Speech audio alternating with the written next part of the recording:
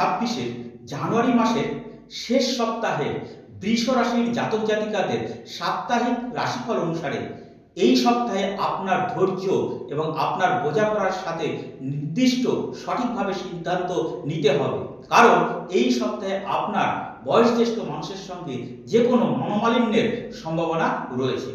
চাকরিতে ধীর গতি প্রবৃদ্ধি হতে পারে, অর্থাৎ আপনি স্লো চলতে পারেন, তবে চেষ্টা চালিয়ে যান, সফলতা আসবে পরবর্তী সপ্তাহ থেকে বা পরবর্তী মাস থেকে।